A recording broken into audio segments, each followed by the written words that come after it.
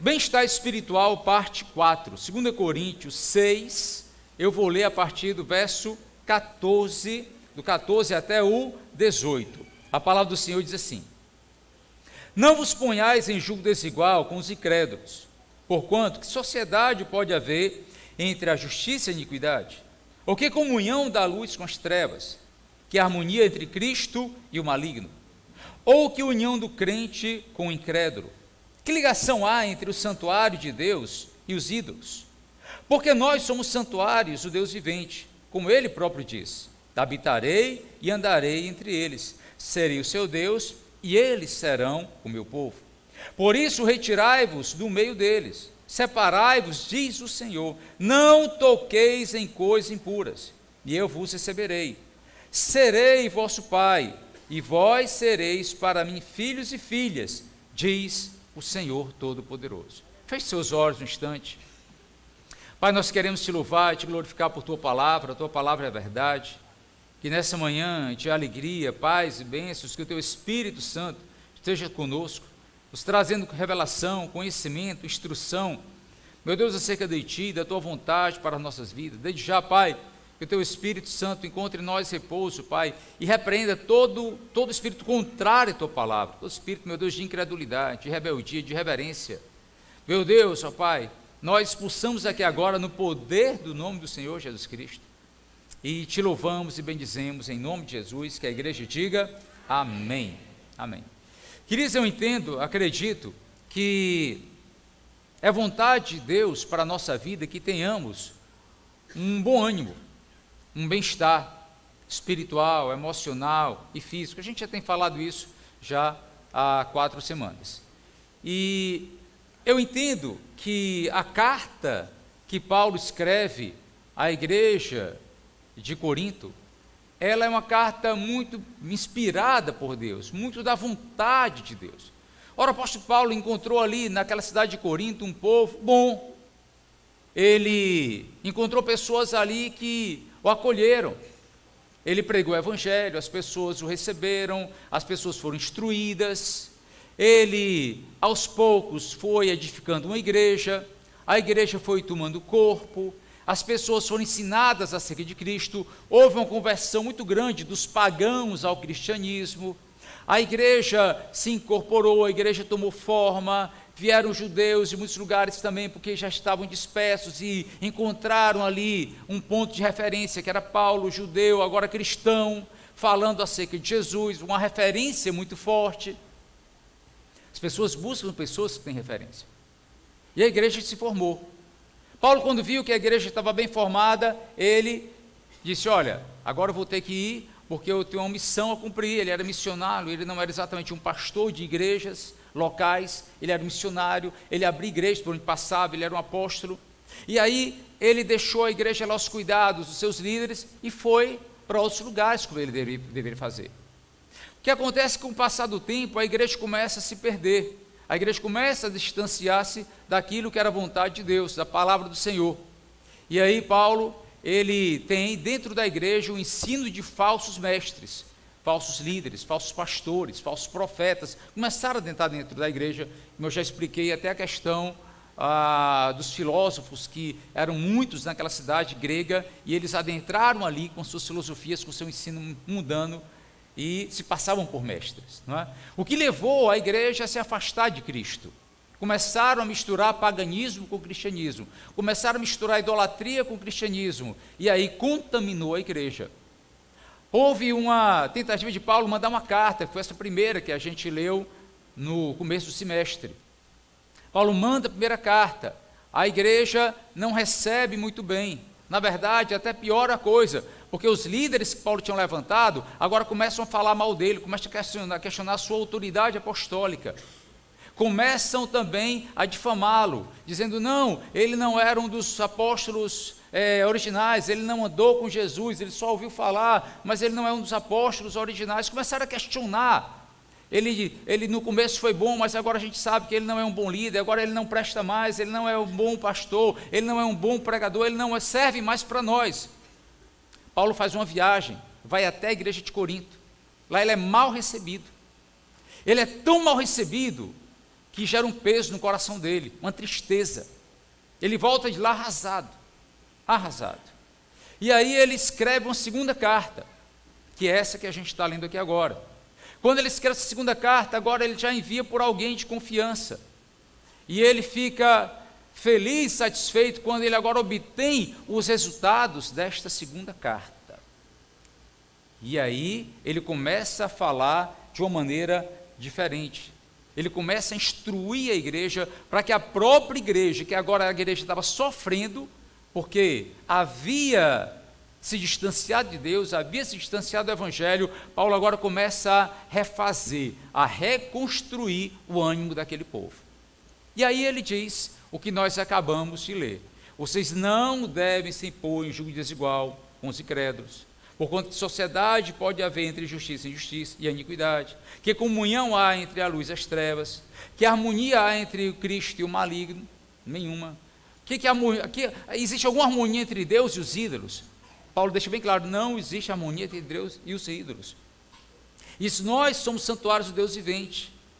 Ele disse: eu habitarei e andarei entre eles, eu serei o seu Deus, eles serão meu povo. E ele começa a levantar os questionamentos, ou seja, os quesitos, da própria aliança do povo de Deus com o próprio Deus, e resgatar, e trazer de volta a fé, trazer de volta a verdadeira ligação entre aquele que era o pastor da igreja e os seus membros. Paulo começa a voltar a ter aquele amor de novo com a sua igreja, com aquela igreja lá de Corinto, com o povo, volta a recebê-lo em amor, volta a recebê-lo com confiança e com alegria. Isso traz bem-estar para a igreja.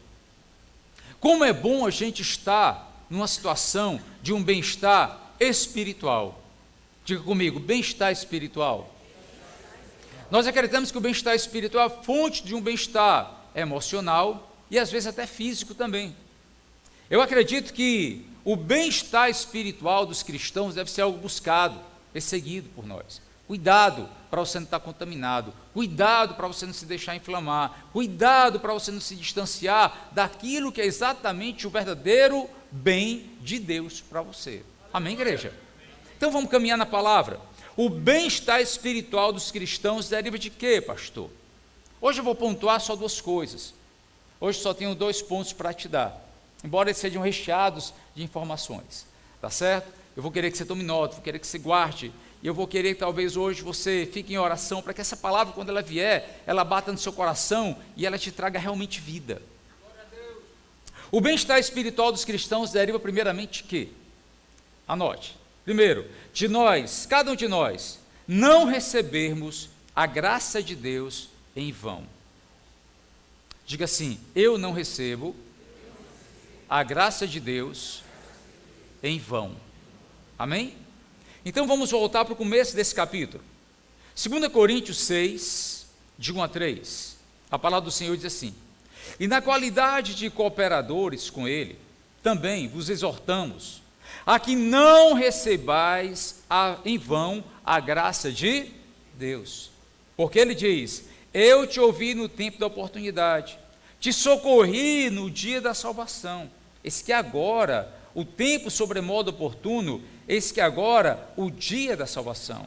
Não dando nós nenhum motivo de escândalo em coisa alguma, para que o ministério não seja censurado. Eu entendo que o apóstolo ele estava falando de algo muito sério para a igreja. Você não pode nunca e você não deve jamais receber a graça de Deus em vão.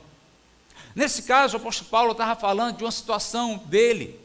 Ele foi levantado como pastor, ele foi o fundador da igreja, ele acolheu as pessoas, ele ensinou, ele ministrou o caminho, mas ele precisava sair porque ele precisava resgatar outros povos. Naquele momento entram os falsos mestres, entram os falsos doutores, os falsos ensinos, começam a fazer parte da igreja.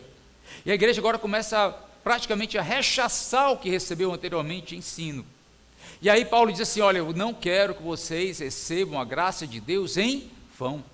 Vocês não podem receber essa graça de Deus em vão. Foi muito séria a doação dessa graça, a vida dessa graça para a sua vida. Você entende isso? Foi muito séria a doação de vida de Jesus Cristo por nós. Foi muito séria. Foi muito sério o que Deus fez conosco. Entenda, foi muito sério o que Deus fez com você. E eu e você, nós nunca podemos receber essa graça de Deus em vão. Poxa, Pedro, vamos caminhar dentro desse tempo hoje. Quando é que a gente recebe essa graça de Deus em vão? Eu entendo que é justamente isso. É você dar ouvidos aos ensinos hereges, a você esfriar, a você simplesmente trocar a verdade de Deus pela mentira do diabo que está sendo colocada, posta num prato hoje, numa bandeja de prata, todo dia para você. A gente não pode deixar com que as verdades mundanas sejam mais importantes para a gente do que as verdades de Deus. E aí, Paulo começa a dar as instruções de como não receber a graça de Deus em vão. Vamos lá, vamos caminhar dentro disso. Como não receber a graça de Deus em vão? Primeiro, guarde, com abnegação. Com abnegação. Com o coração abnegado. Com o coração doador, puro, limpo, que se entrega, que se doa. Me acompanhe a partir do verso 4. A palavra diz assim: pelo contrário, porque ele disse assim, eu não quero que vocês recebam a graça de Deus em vão, é ou não é? Então, pelo contrário, tá bom? Então, pelo contrário, ao contrário disso, em tudo recomendando-nos a nós mesmos como ministros de Deus, na muita paciência, preste bem atenção, queridos, nas aflições, nas privações, nas angústias, nos açoites. Aí Paulo começa a falar dele. Eu sofri isso por vocês, nos açoites, nas prisões, nos tumultos, nos trabalhos, nas vigílias, nos jejuns, na pureza, no saber, na longanimidade, que quer dizer paciência, na bondade, no Espírito Santo, no amor não fingido, na palavra da verdade, no poder de Deus, nas armas da justiça, quer ofensivas, quer defensivas, por honra e por desonra, por infame e por boa fama, como enganadores, mas sendo verdadeiros, como desconhecidos e entretanto bem conhecidos, como se estivéssemos morrendo e contudo eis que vivemos, como castigados, porém não mortos, entristecidos, mas sempre alegres, pobres, mas enriquecendo a muitos, nada tendo, mas tudo possuindo. Você entende isso? Essa é a nossa postura. Essa é a minha postura de vida. Esse texto, ele tem que me descrever. Esse texto tem que descrever você também. É assim que a gente recebe a graça de Deus, não a deixando em vão, não fazendo que ela seja uma graça vã. Olha, queridos, nunca zombe da bondade de Deus para a sua vida. Você entende isso? Deixa eu dizer de novo, nunca zombe, nem faça pouco caso da bondade de Deus para a sua vida. Não, o que eu acredito, e eu vou falar isso com muito cuidado hoje, é que eu acho que a gente se acostuma muito com essa graça de Deus, com essa misericórdia de Deus, com essa bondade de Deus. A gente acaba se acostumando muito. A gente acaba fazendo pouco caso dela. Eu sei que é um exemplo meio grosseiro, mas muito grosseiro mesmo, mas eu recebi uma mensagem, tinha um vídeo tão bonitinho essa semana, de uma moça que ela disse que ela ia sempre na padaria, e ela comprava um biscoitinho que tinha um pouquinho de goiabada dentro, e ela gostava tanto daquela goiabada, ela comia aquele docinho, aquele biscoitinho com aquela goiabada. Quem gosta daquele docinho que tem um pãozinho seco com uma goiabadazinha por dentro? Quem é que gosta? As formiguinhas, levantem as formiguinhas. Pronto. E aí ela gostava, ela passava da manhã, comprava um pouquinho daquele sequilhos com uma goiabadazinha dentro, sempre trabalho.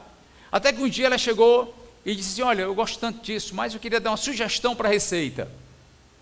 Coloque mais goiabada por dentro e por fora agora. Aí o padeiro achou, tá bom, vamos colocar.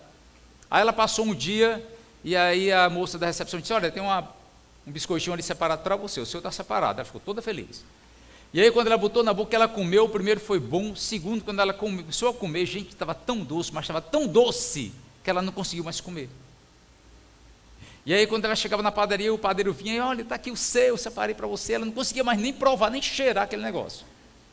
Aí um dia ela chegou para o padeiro e disse, olha, querido, obrigado pela sua atenção para comigo, mas faça o seguinte, volta a fazer a receita original, porque aquela sua dose de açúcar é que estava certa.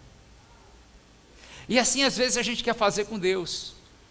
Às vezes assim a gente quer fazer com as coisas do Senhor. A gente está tão cheio das coisas dEle, mas a gente está tão acostumado com a graça dEle, que a gente começa a dizer agora para Deus: Senhor, faça do meu jeito, porque o meu jeito é melhor do que o seu, sou eu que sei das coisas, não é o Senhor que sabe, sou eu que sei. Ei, volta a dizer para Deus que o seu coração pertence a Ele. Volta a dizer para Deus: Senhor, faça do seu jeito e não do meu, porque o seu Deus, o seu jeito, Deus, é o que é bom para mim mesmo. Cuidado para não esquecer que a receita original é dele. Diga para a pessoa que está do seu lado: a receita original é de Deus. A receita original é dele. Amém? O bolo é dele, a obra é dele. Então a gente tem que viver uma vida com mais abnegação, entendendo que Deus é quem faz essa obra, não somos nós. Agora a gente tem que ser mais abnegado, eu entendo disso. Eu sei que esse texto, ele é para nós, para a nossa vida, principalmente para quem é líder, principalmente para quem é pastor, que se desgasta, que se entrega. Nós que muitas vezes, a gente não é bem, às vezes nem muito bem compreendido, mas a gente se desgasta. Isso a gente, por mais que Paulo tenha entrado ali naquele embate com a igreja lá de Corinto, por mais que ele tenha sido ferido, gente, ele volta e ele trata com amor, ele se reconcilia. O ministério da reconciliação aqui é Paulo se reconciliando com a igreja de Corinto. Amém? E aí ele volta a dar novas sugestões de como é que nós não recebemos a graça de Deus em vão. Anote essa, continuando. Como é que a gente não recebe a graça de Deus em vão? Diga assim comigo: amor com amor. Diga: amor com amor se paga. Amor com amor se paga. Vamos ler a partir do 11. 2 Coríntios 6:11. Para vós outros, ó Coríntios, abrem-se os nossos lábios, alarga-se o nosso coração. Não tendes limites em nós, mas estáis limitados em vossos próprios afetos. Ora, com a justa retribuição, falo-vos como a filhos, dilatai-vos vós também. Dilatai-vos vós quer dizer, abram o seu coração também. Paulo diz, para vós, ó Coríntios, abre-se os nossos lábios, alarga-se o nosso coração, ou seja, enche-se de amor, não tens limites em nós, mas estáis limitados em vossos próprios afetos. Tem gente que recebe amor, mas não sabe dar. Aprenda. Tem gente que recebe amor, mas não sabe dar. Muita gente recebe carinho, bondade, benignidade de Deus, mas não consegue dar, não consegue retribuir. Tem gente que vive a graça de Deus, mas não consegue ter gratidão a Deus pela graça dele na sua vida. Amém? Tem gente que recebe amor e carinho de outras pessoas, mas não consegue fazer a mesma coisa, não sabe dar, não sabe retribuir. Mas tem algo que eu gostaria que você guardasse, e talvez este seja um dos últimos grandes ensinamentos do ano para a sua vida aqui nessa igreja. Aprenda: amor com amor se paga. Eu sei que vai ser muito difícil você colocar essa palavra em prática. Talvez seja a palavra mais complicada da sua vida para você colocá-la em prática. É fácil, muito fácil. Ira com ira se paga. Rancor com rancor se paga. Não é assim? É. Vingança com vingança se paga. Palavra dura com palavra dura se paga. Isso é tão fácil para a gente. É tão fácil no trânsito, quando a gente está dirigindo, vinham lá, ei, seu filho, não sei o quê. Aí você vai lá e... Não é? Mas deixa eu te contar, ei, preste atenção, tem algo que você pode fazer na sua vida que vai lhe trazer um bem-estar espiritual tremendo. Vai ser bom para você, vai ser bom para os seus ossos, vai ser bom para a sua alma, vai ser bom para o seu ânimo. Aprenda: amor com amor se paga. Eu acho que você só vai entender essa palavra lá quando você já estiver bem pertinho da eternidade. Mas hoje você precisa ganhar isso. Ei, de novo digo, vai ser bom para você. Isso vai ser remédio, é para você. Você pode dizer que isso vai ser muito bom para os outros. Com certeza vai ser muito bom para quem está perto de você. Doutor Eric, é quase que um remédio daquele que você passa para a gente e nos enche de energia de novo? Pois é quase isso. Eu acho até que é um pouquinho melhor.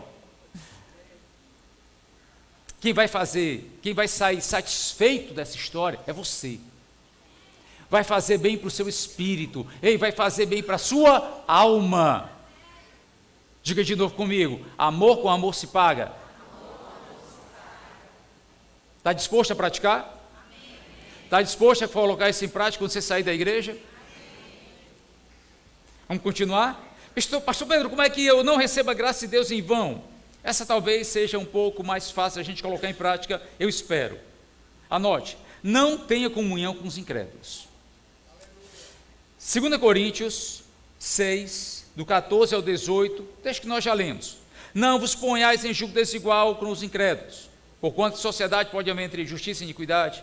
Que comunhão da luz com as trevas, que harmonia entre Cristo e o maligno, ou união do crente com o incrédulo, que ligação há entre o santuário de Deus e os ídolos, porque nós somos santuários do Deus vivente, que ele próprio disse: habitarei e andarei com eles, eu serei o seu Deus, eles serão o meu povo. Por isso retirai-vos o meio deles, separai-vos, diz o Senhor, não toqueis nas coisas impuras, e eu vos receberei, serei vosso pai, vós sereis para mim filhos e filhas, diz o Senhor Todo-Poderoso. Queridos, separe-se dos incrédulos, aprenda, não faça sociedade com gente que não tem o mesmo espírito que você. Solteiros, não namore com gente do mundo, não namore, não case, não se associe, não troque o povo de Deus por um povo que não tem. Eu prefiro, pode ser que você fique com muita raiva de mim, mas hoje eu não vou me preocupar com isso, que os seus melhores amigos sejam os amigos da igreja. Pedro, mas tem espinho, tem gente que pisa na gente, tem gente que maltrata. Tem, mas o mundo é pior. O mundo é pior.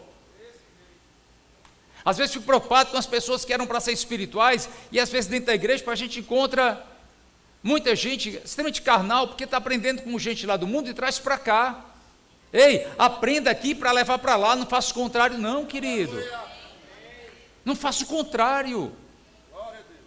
Pare de andar com o incrédulo, pare de repetir as palavras dos incrédulos. Que os incrédulos repitam as suas palavras. O incrédulo vai dizer: não, dá na mesma moeda, paga do mesmo jeito, pisa, maltrata, vamos ganhar, vamos fazer. Deus diz: amor com amor se paga. É você que tem que influenciá-lo, não ele te influenciar. Você entende isso? Se você fizer isso, se você buscar mais andar com gente de Deus na sua casa, levar a gente de Deus para a sua casa, sabe, querido, vai trazer um bem-estar espiritual para você. Fecha a tua casa para o pessoal do mundo que vai levar a bebida, que vai levar o que não presta, que vai levar a pornografia, que vai levar o mundanismo para perto dos teus filhos. Fecha a porta. Tudo bem que tem gente dentro da igreja que comete seus erros, tem, mas é muito melhor às vezes você estar perto da igreja que está dando seus problemas do que do mundo lá fora, que realmente vai te levar para o lado ruim da coisa. Separa, escolhe melhor, dentro da igreja mesmo, separa, faça boas amizades, seus filhos andem com gente boa, que a sua família ande com gente boa. Eu até insisto para você, entre no grupo de crescimento, entre num grupo de casais, entre num grupo de solteiros, entre num grupo de jovens da igreja, para você estar perto desse pessoal. Pedro, mas só tem gente chata. Mas tem gente boa também. Tem gente boa também, escolhe o melhor. Mas não faça sociedade com o mundão lá fora. Eu preciso dizer para você, tem gente quebrando a cara repetidamente, levando prejuízo, tomando calote. Gente, esses dias eu tive que aconselhar uma moça que ela estava namorando o homem do mundo, e foi triste o que aconteceu. Olha, você não tem noção o quanto essa moça passou e sofreu nesse relacionamento, que eu vou chamar de relacionamento externo. Ela quis um relacionamento externo, mundão, lá fora. Ela foi mastigada, ela foi cuspida, lançada fora, totalmente envergonhada pelo que aconteceu com ela lá fora. Cuidado, Prece, Pedro está demorando, é porque não é o teu tempo Cronos, é o tempo de Deus, é o Kairos. Amém? Se você fizer isso, preste bem atenção, se você não receber a graça de Deus em vão, se você valorizar a graça de Deus para a sua vida, isso vai te trazer um bem-estar espiritual tão grande, você entender a graça de Deus, a bondade dEle, a misericórdia com você hoje. Só para você ter uma ideia, era isso que a igreja de Corinto mais precisava. Era aquilo que o povo, os coríntios, mais precisavam, entender a graça de Deus, a bondade da graça de Deus, a disposição da graça de Deus para a vida deles, que sustenta, que alimenta, que traz paz o tempo todo. Diga amém, igreja. Glória a Deus, glória a Deus. Segunda coisa que eu gostaria de pontuar hoje: o bem-estar espiritual dos cristãos deriva de quê, pastor Pedro? Deriva, guarde isso para você, de manter sempre ao seu lado pessoas essenciais. De manter sempre ao seu lado, de manter sempre perto de você pessoas que são essenciais. E hoje eu vou fazer referência a uma pregação que eu já fiz aqui na igreja, mas eu preciso trazer isso hoje à tona mais uma vez. Em 2 Coríntios, no capítulo 7, o verso 5 em diante, Paulo ele começa agora a contar uma história que eu acho ela belíssima. Eu acho essa história linda, ela mexe comigo, fala de mim, mais uma vez. Paulo diz assim: porque chegando nós a Macedônia, nenhum alívio tivemos. Olha que dureza que o apóstolo enfrenta, e ele conta para a igreja de Corinto de si mesmo, das suas lutas. Ele abre o coração, ele se rasga para a igreja. A igreja poderia estar recebendo agora um falso mestre, querer receber um falso pastor, mas o verdadeiro pastor, ele abre o coração, porque ele não tem nada para esconder. Porque nós chegamos a Macedônia, nenhum alívio tivemos, pelo contrário, em tudo fomos atribulados, lutas por fora, temores por dentro. Porém Deus que conforta os abatidos, diga assim: Deus conforta os abatidos. Diga assim: Deus me conforta. Amém. Deus que conforta os abatidos nos consolou com a chegada de Tito. E não somente com a sua chegada, mas também pelo conforto que recebeu de vós, referindo-nos à vossa saudade e o vosso pranto e o vosso zelo por mim, aumentando assim o meu regozijo. Olha que coisa linda. Paulo, ele tinha um ajudador. Paulo tinha uma pessoa que andava com ele, que era um homem de Deus, um tremendo homem de Deus, Tito, um homem grego, um homem que não era judeu, que tinha sido ganho por Paulo, tinha sido treinado por ele. Ele era uma espécie de um executivo da época, era uma espécie de um homem de negócios da época, era um tipo André, não era tipo um homem que ganhava o dinheiro, que trabalhava, que se virava, que fazia muitas coisas, falava línguas, ele era uma espécie de um diplomata, era um homem cheio de Deus e ao mesmo tempo cheio de capacidade intelectual para resolver problemas. Aleluia. Paulo mandou a segunda carta através de Tito. Tito vai lá, leva essa carta e vê como é que o povo agora vai receber. Você sabe como foi que o povo recebeu essa segunda carta que Paulo manda para eles? Gente, o povo recebeu com pranto, com saudade do apóstolo. O pessoal estava com saudade do Paulo. Eles entenderam que o verdadeiro pastor era aquele, os outros eram só enganadores. E aí, Paulo diz assim: olha só, eu não só me alegrei com a chegada de Tito, mas eu me alegrei também pelo conforto que recebeu de vós, referindo-nos da vossa saudade, do vosso pranto, do zelo por mim. O pessoal estava com cuidado pelo apóstolo Paulo agora. Aleluia. Vocês entendem isso? Sim? E ele diz assim: aumentando assim a minha alegria. Quem é essa pessoa que quando chega traz alegria? O apóstolo Paulo, no meio de tanta luta, preste bem atenção, no meio de tanta dificuldade, no meio de tanta tristeza, abatido, preocupado, como era que estava a igreja de Corinto? Será que ainda amavam? Será que o iam receber bem? Será que ele, que é o fundador da igreja, as pessoas iriam ainda recebê-lo? Agora ele é confortado pela chegada de Tito, porque Tito era essencial na vida de Paulo. Só para você ter uma ideia, vá lá para 2 Coríntios capítulo 2, 2 Coríntios capítulo 2 tem a oposição do texto que a gente leu, o contrário. Olha que coisa interessante. 2 Coríntios 2,12. Ora, quando cheguei a Troade para pregar o evangelho de Cristo, uma porta se me abriu no Senhor. Olha que coisa interessante. Paulo chegou a Troade, outra cidade, para pregar o evangelho, uma porta se abriu e vinha para cá. Ei, Paulo, venha para cá que a gente precisa escutar a multidão, gente querendo ouvir a palavra, gente querendo que ele pregasse. Estava tudo bem, agora sim ele estava alegre, ele estava desprendido. Tinha gente querendo ouvir a palavra, tinha gente interessada no que ele tinha a dizer. Sabe quando você é necessário ser ouvido no lugar? Sabe quando todo mundo quer te ouvir falar no lugar? Foi assim que Paulo chegou lá. Versículo 13. Não tive, contudo, tranquilidade no meu espírito.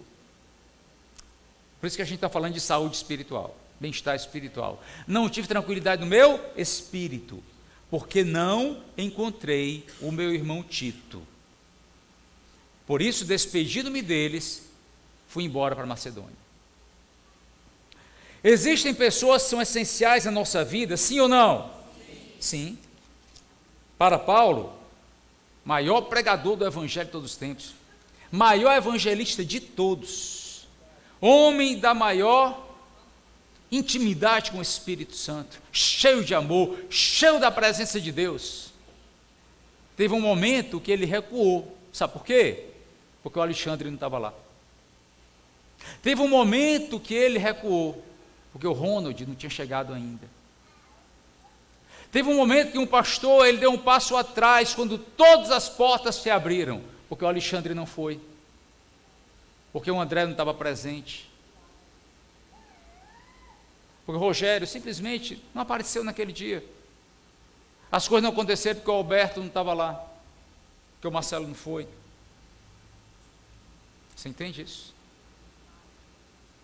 Ei, Deus abriu portas. Deus abriu portas. Está tudo bem feitinho aqui, para você fazer a obra. Mas o seu Ângelo não estava, querido. O Paulo não tinha ido. O Edvan não tinha chegado ainda. A gente precisa, só faz sentido quando pessoas, tipo João Paulo, estão presentes na nossa vida. Você entende? Não dá para ir quando a gente não tem as pessoas que são essenciais à nossa vida lá.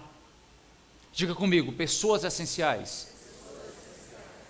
Existem pessoas essenciais na sua vida, sim ou não? Não, eu queria que você me dissesse hoje com toda tranquilidade. Hoje, tem pessoas essenciais na sua vida, sim ou não? Tem? Para Paulo tinha. Tito, um jovem grego. Era uma espécie de um executivo. Era aquele cara que sabia fazer as coisas, sabia entrar e sair, sabia representar o Paulo. Aquele cara de confiança. Tito antecipou-se aos problemas de Corinto, enviou um possível e evitou uma divisão na igreja. Tito foi sempre honesto com Paulo e com as igrejas em conflito que ele liderava, sendo muito realista.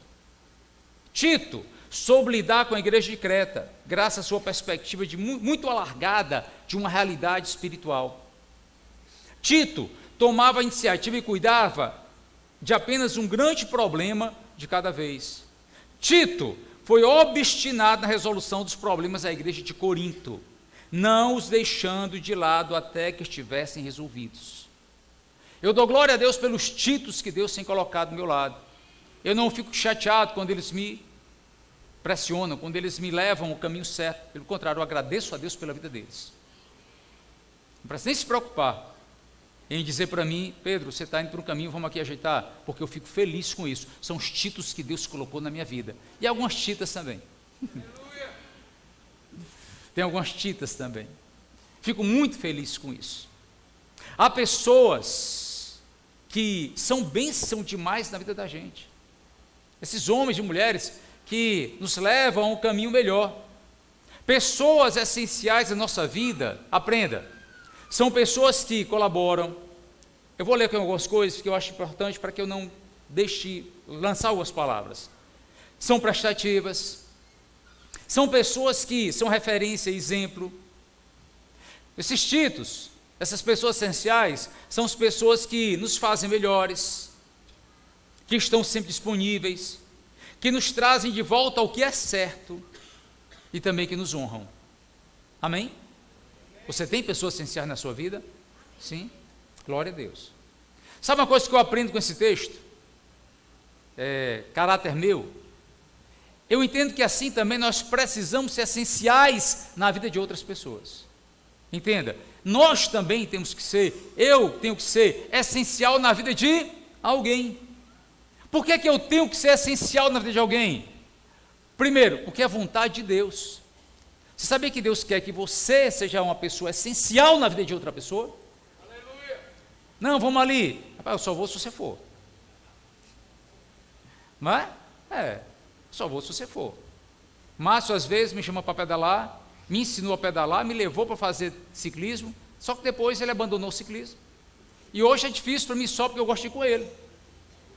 E para piorar, ele ainda vai e troca a bicicleta dele por uma que não serve para andar com a minha. Entendeu? Porque é difícil de andar sem o Márcio do meu lado. Nós devemos ser essenciais na vida de outras pessoas, sim, porque é vontade de Deus. Você tem que ser bênção na vida de alguém. Segundo, porque é uma via de mão dupla. Nos alegra e nos faz mais maduros. Amém? É uma via de mão dupla. Aquilo que você dá, você recebe. Isso traz bem-estar para a vida da gente. Eu vou te contar porque é que tem gente que não tem bem-estar espiritual. Porque não está vivendo, não está dando muita ênfase às pessoas mais essenciais da sua vida. Você entende isso? Outra coisa, o que é que nos faz essenciais na vida de alguém? O que é que nos torna essenciais na vida de alguém?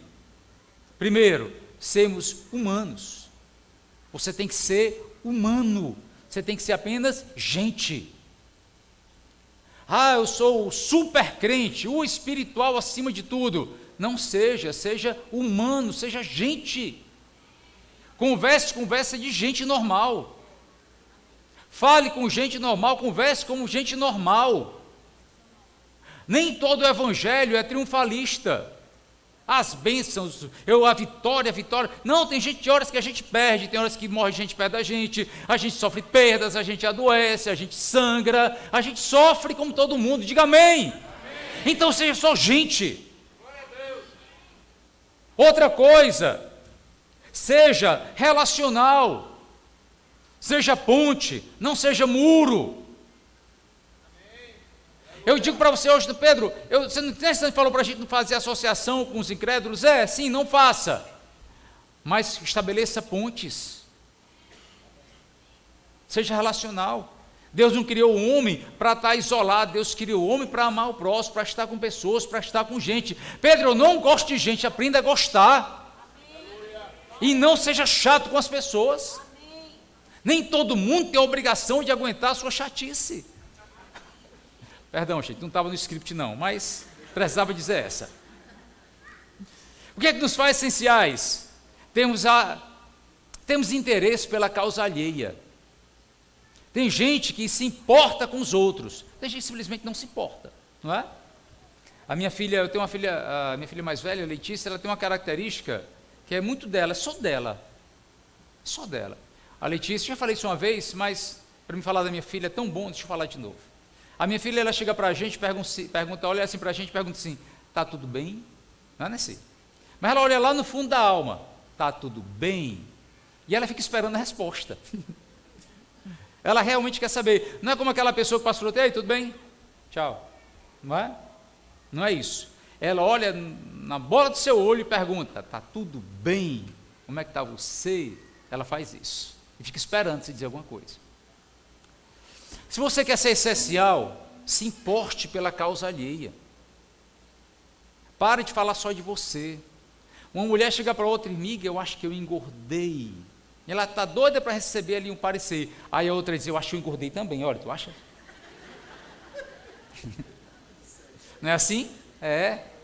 Então coloca a causa do outro como sendo um pouquinho de prioridade na tua vida, e você vai se tornar essencial na vida de alguém, às vezes só porque você escutou, às vezes só porque você deu atenção, às vezes só porque você mostrou um certo interesse por alguém. Aleluia. Outra coisa que eu sugiro, o que é que nos faz essenciais? O verdadeiro posicionamento, amarmos a Deus. Se você amar a Deus, toda pessoa que ama a Deus se torna essencial na vida de muita gente. Porque Deus mesmo, Ele faz tudo novo, Ele transforma, Ele abençoa, Ele é o gerador do amor, é Ele que dá amor, é Ele a fonte do amor, é Ele aquele que é o doador. A Bíblia diz que o Espírito Santo, Ele gera em nós o fruto, e o fruto dele é o amor. Ame a Deus, esteja perto de Deus. E só mais uma coisa, a partir disso, seja fiel. Ei, aprenda a ser fiel às suas amizades. Aprenda a ser fiel às pessoas que Deus tem colocado do seu lado. Seja aquele Tito, que aquele Tito, acima de tudo, era fiel, muito fiel a Paulo, mas muito fiel. O cara era tão fiel a Paulo, que ele entrou na igreja de Corinto e disse: olha, o apóstolo mandou trazer isso para vocês, está aqui a carta. Se eu fosse vocês, ouvi o que o pastor verdadeiro da igreja está dizendo para vocês, e pare de dar ouvido a quem é mentiroso e enganador e só quer tirar vantagem de vocês. Talvez alguns tenham se levantado ali, pastor Divan, para meter mais além em Paulo, e ele segurou.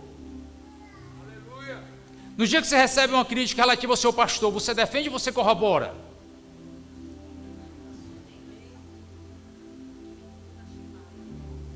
Aprenda a ser fiel. Não seja traíra, seja fiel.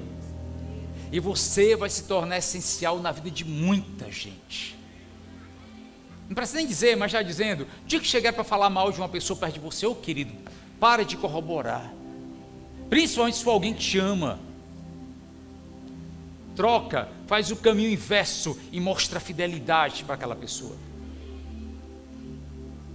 Para terminar, deixa eu só concluir dizendo assim: houve pessoas que se tornaram essenciais para Deus?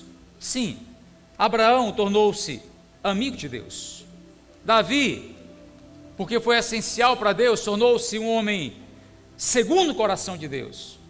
Jó foi chamado de servo bom e fiel. Gideão se tornou um homem valoroso diante de Deus, por isso ele foi essencial. Maria foi chamada de bem-aventurada. João Batista, a voz que clama no deserto. Só para você ter uma ideia, Tito, por ter sido um homem tão essencial para Paulo, só para você ter uma ideia, a história da igreja conta, tornou-se o bispo da igreja cristã de Creta. Aleluia! Tem algo que Deus pode fazer com a sua vida? Sim, tem algo grande que Deus pode fazer na sua vida. Basta você tornar-se uma pessoa espiritualmente sadia. Tenha esse bem-estar espiritual, vai gerar bem-estar emocional e vai te fazer uma pessoa que vai ser uma pessoa essencial na vida de muita gente.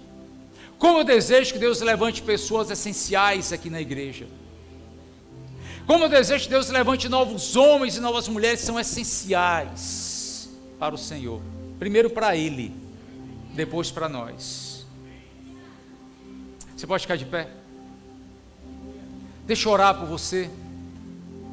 Feche seus olhos um instante. Talvez essa não tenha sido uma pregação das mais empolgantes, daquelas que você mais dá glória a Deus ou diz aleluia, mas eu espero que ela seja uma das mais reflexivas da sua vida. Você saia daqui hoje pensando, que a sua cabeça saia daqui hoje meditando, e você passe a semana inteira, o resto do ano e o próximo também inteiro, pensando nas palavras que foram ditas aqui hoje. Existem pessoas essenciais perto de nós, e hoje, como sendo um final de ano, eu só vou trazer essa palavra de novo para encerrá-la no dia 29. Nós vamos ter um musical no próximo domingo. No dia 29 vou encerrar, a gente começa uma outra série a partir do ano que vem. Sugiro você não perder a pregação do dia 29. É o encerramento desse livro. Mas hoje eu queria, nesse final de ano, antes do Natal, a te fazer lembrar quais são as pessoas essenciais que Deus tem colocado na sua vida. Quais são aquelas pessoas fundamentais? Fundamentais. Que às vezes talvez você não tenha dado tanta importância. Que às vezes talvez você nem tenha dado a mesma atenção. Hoje eu queria te fazer lembrar que se você não tiver pessoas que são essenciais na sua vida, para que caminhar? O que é que vai te fazer bem? Vai ser um carro? Vai ser dinheiro em conta? Vai ser uma roupa nova? Vai ser um tênis? Vai ser o que vai fazer você feliz? Ei, olha para mim. Se não forem pessoas essenciais na sua vida, me diga uma coisa, o que é que vai te fazer feliz? O que é que vai te trazer bem-estar? É uma roupa nova para o final de ano? É um sapato novo? É um veículo? Estou me repetindo, mas eu queria que você pensasse, é uma casa? É mais dinheiro?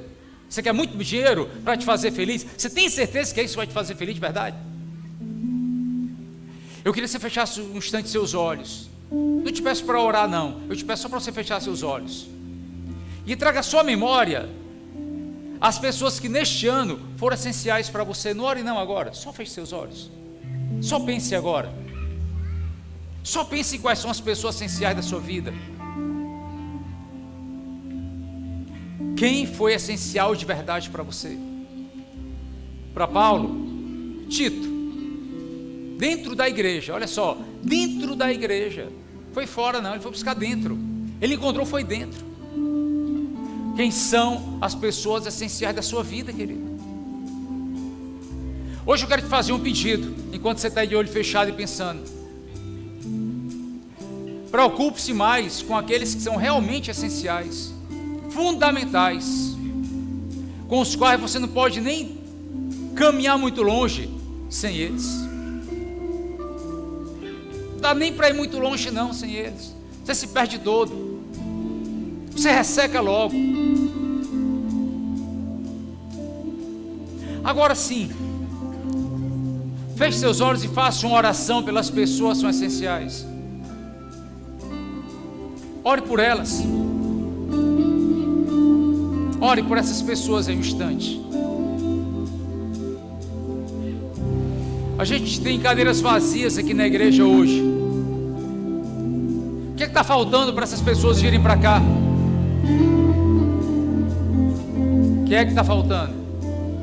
Para você trazê-las para cá, para mais perto. Você pode fazer uma oração aí no seu lugar. Pelos essenciais. Por favor, ore pelos essenciais da sua vida.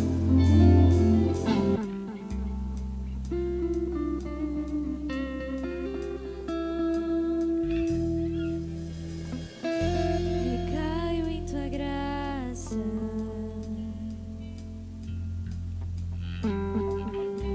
recaio de novo em tuas mãos, recaio em tua graça,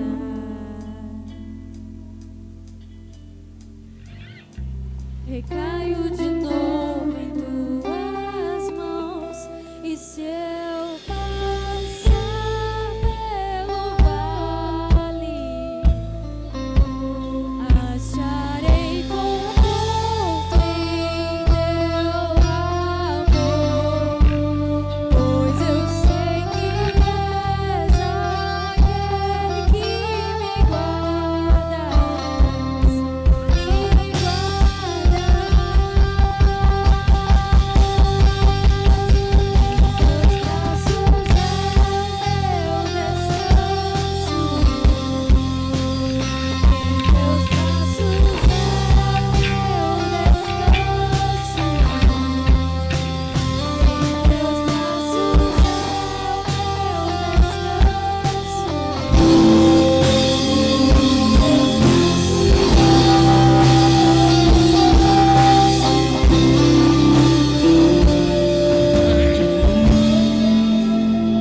Hoje nós vamos terminar o culto um pouquinho diferente.